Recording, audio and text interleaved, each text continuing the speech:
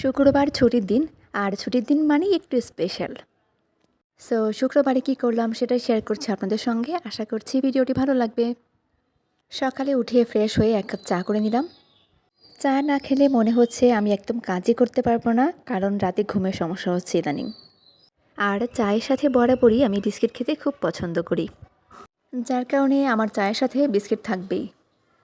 আর চা খেয়ে সকালের খাবারটা তৈরি করতে যাব। যেহেতু শুক্রবার মানে একটু স্পেশাল, সো শুক্রবারের খাবারেও একটু ভিন্নতা থাকে। সকালের খাবারের জন্য আজকে তৈরি হচ্ছে পায়েস।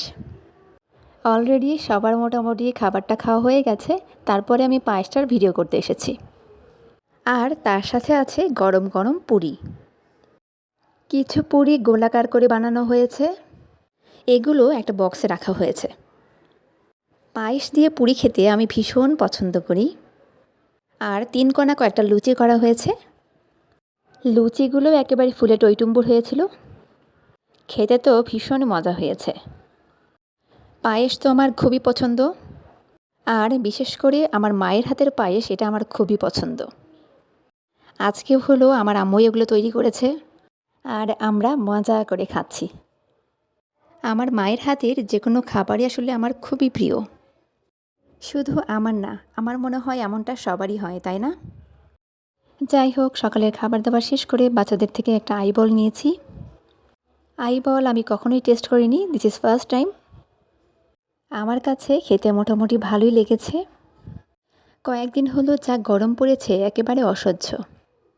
তো এই গরমে বাজার থেকে 2টো তরমুজ আনা হয়েছে। তরমুজ দুটো জাস্ট কিছুক্ষণের জন্য ফ্রিজে রেখে তারপরে এখন সবাই মিলে খাবো।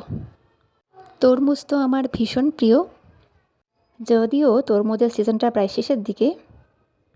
তবে এই তরমুজটা ছিল এবছরের কেনা সবগুলো তরমুজ থেকে বেস্ট।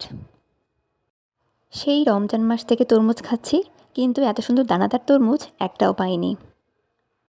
এরপর দুপুরের জন্য রান্না করা হচ্ছে। দুপুরে করা হবে চিকেন বিরিয়ানি, যার কারণে পোলাওয়ের চালগুলো ভেজে নেওয়া হচ্ছে। আসলে যে পরিমাণে গরম পড়েছে তাতে বিরিয়ানি খাওয়া একেবারেই আনহেলদি। আর তারপরেও অদ্রি একটু খেতে চেয়েছে, আর আমারও পছন্দ। আর ফ্রাইডেকে স্পেশাল করতে একটু বিরিয়ানি বা পোলাও তো হতেই পারে। এরপরে রান্না শেষে খাওয়া দাওয়ার কোনো ভিডিওই আসলে নেই আমার কাছে। বলা যায় শুক্রবারে সবাই আমরা কম বেশি একটু ব্যস্তই থাকি। তবে কেমন হয়েছে ভিডিওটা তা তো বলতে পারছি না। আজকের মতো এখানেই বিদায় নিচ্ছি। সবাই ভালো থাকবেন। সবাইকে আল্লাহ হাফেজ।